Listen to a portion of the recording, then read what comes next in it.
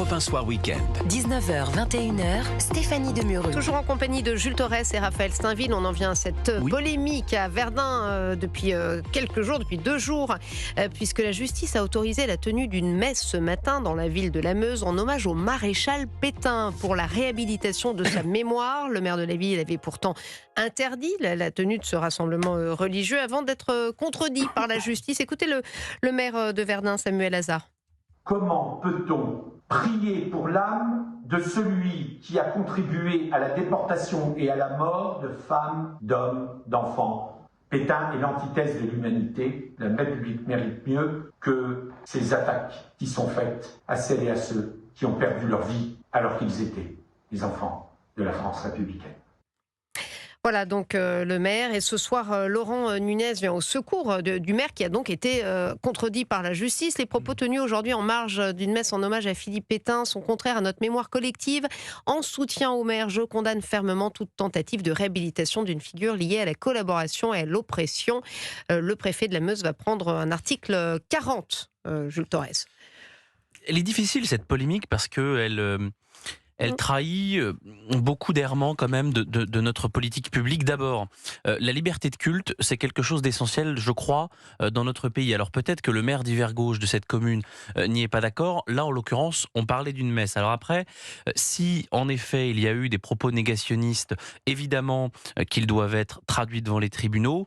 Mais du reste, je ne crois pas que la liberté de culte puisse, dans notre République laïque, être entachée. Ça, c'est la première des choses. Ensuite, évidemment qu'il y a de la politique, politicienne là-dedans.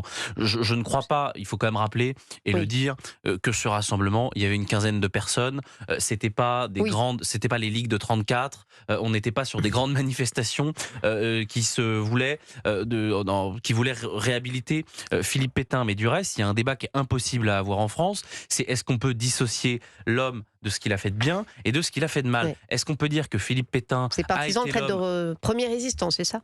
Oui. Non, mais ça pour le coup, c'est sujet à interprétation et c'est même, on peut considérer même que c'est négationniste. Mais le sujet, c'est est-ce qu'on a le droit de dire que Philippe Pétain a été celui qui nous a fait gagner la bataille de Verdun et qui a fait retourner la Première Guerre mondiale et qui a fait gagner le bloc allié? Ça, je crois qu'on peut le dire. Est-ce qu'on a aussi le droit de dire qu'il a fait voter les lois anti-juives, qu'il a été condamné pour haute trahison et qu'il a vendu la France à l'ennemi? Je crois qu'on peut le dire aussi. Ça, je pense que c'est un débat rationnel, mais j'ai pas l'impression que ni le préfet de la Meuse, ni le maire de cette commune ne veulent avoir ce débat.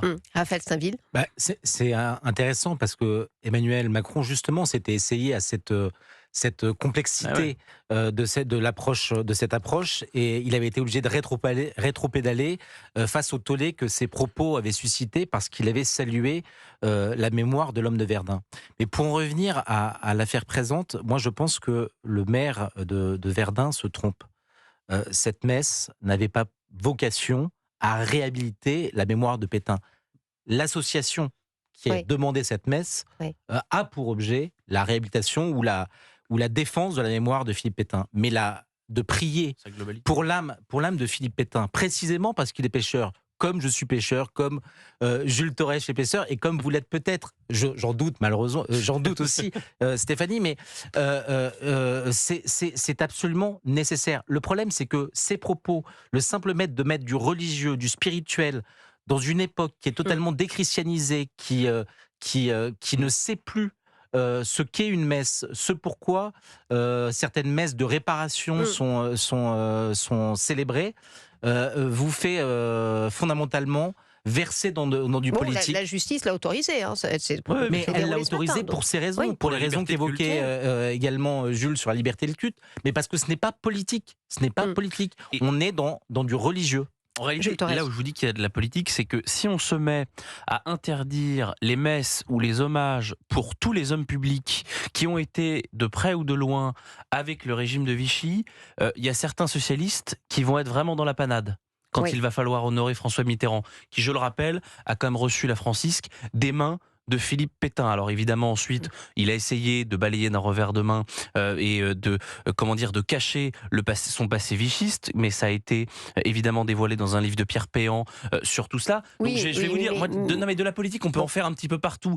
En France, on a quand même des élus. Pétain est emblématique de ce régime de Pétain est Vichy. absolument emblématique. On peut aussi considérer que François Mitterrand l'est aussi. On peut aussi considérer que il y a encore en France aujourd'hui des hommes politiques, notamment à gauche, qui se revendiquent, ou en tout cas qui disent que Staline, Lénine et Trotsky sont des copains, qui ont eux des millions, pour ne pas dire des centaines de millions de morts sur la main. Et ça, le maire de cette commune et le préfet de la Meuse, ça ne les dérange jamais. Donc c'est là, c'est ce qu'on voulait vous dire sur le deux poids deux mesures, l'indignation à géométrie variable de tous ces élus qui sont incapables, encore une fois, de mettre de côté leur moraline et leurs indignations pour ensuite susciter et créer des polémiques qui objectivement n'ont rien à faire et qui, au contraire, je pense que sincèrement que c'est cet élu et ce préfet qui ont ressuscité cette polémique, parce qu'on n'en parlerait pas s'il n'était pas monté au créneau pour une affaire. Voilà. Encore une fois, qui concerne une quinzaine de personnes. Un article 40 a été